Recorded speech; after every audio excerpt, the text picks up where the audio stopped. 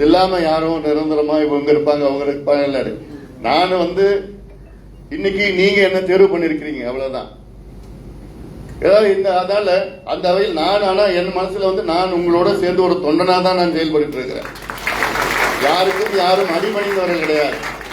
நீங்க எனக்கு அடிபணிந்தவர்கள் கிடையாது. நீங்க என்னுடைய சக தோழர்கள்.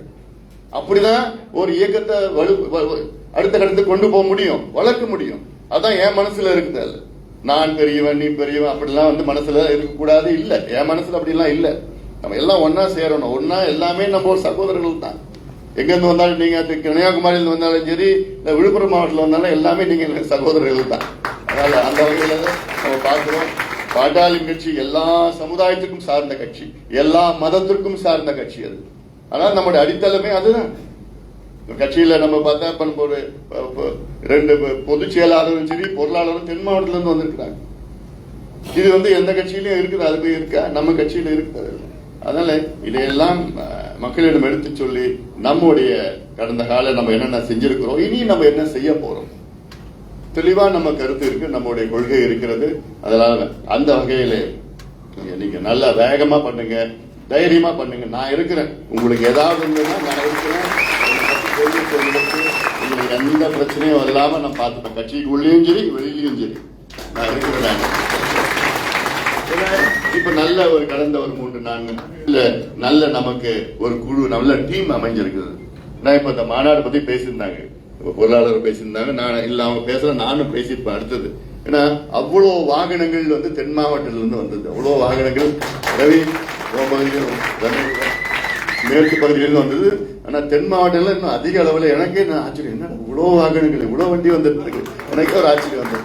அவ்வளோ ஏன்னா திட்டமிட்டு அவ்வளோ பண்ணிட்டு இருந்தாங்க. வந்துருக்கு கன்னியாகுமரியில, தென்காசியில இருந்து, திருநெல்வேலி, தூத்துக்குடியில எல்லாம் அங்கிருந்து இன்றைக்கு நான் எல்லா மாவட்டம் சொல்ல வேண்டாம். அப்புறம் நான் இந்த மாவட்டம் சொல்லலன்னு வச்சுக்க போறீங்க. எல்லாத்துலயும் வந்திருந்தாங்க மாவட்டம். அவ்வளவு ஆர்வமா அங்க மாநாட்டுல பங்கேற்று. அந்த மாநாடு ஏதோ வன்னியர் மாநாடு கிடையாது. இது சமூக நீதி மாநாடு, சமூக நீதிக்காக நடத்த மாநாடு. இப்ப ஏதாவது ஒரு கூட்டம் போடுறோம், ஒரு பொதுக்கூட்டம் 2000-3000 பேர் கூட்டம் போட்டுட்டு ஒரு கோரிக்கை வச்சேன்னா அரசாங்கத்தில் அந்த கோரிக்கை கூட போகாது. ஆனா கிட்டத்தட்ட 15 லட்சம் பேர் அங்க கூடி செய்யுங்க.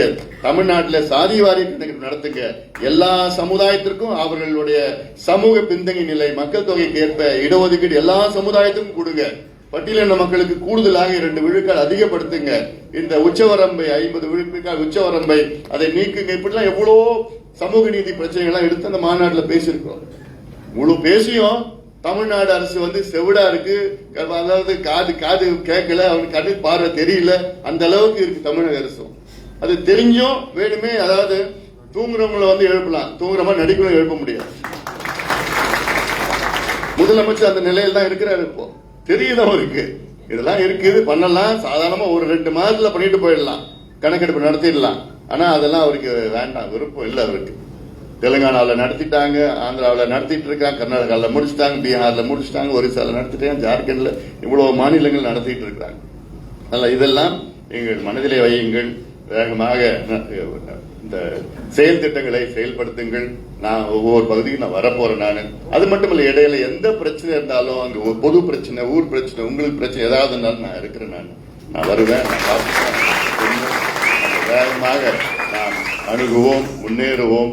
நாம் எல்லோரும் சேர்ந்து நாம் ஒற்றுமையாக நாம் பாடுபடுவோம், முன்னேறுவோம். நம்முடைய இலக்கு தமிழ்நாட்டினுடைய வளர்ச்சி. அதை எப்படி நாம் அந்த வளர்ச்சியை அடைவோம் என்றால் நம் ஆட்சி அதிகாரம் நமக்கு வேணும். பாட்டாளி மக்கள் கட்சி தமிழ்நாட்டின் ஆளுங்கட்சியாக வர வேண்டும், வர வைப்போம். அதுவரை நாம் போராடி கொண்டு நாம் முன்னேறுவோம். நாம் உழைப்போம். நன்றி.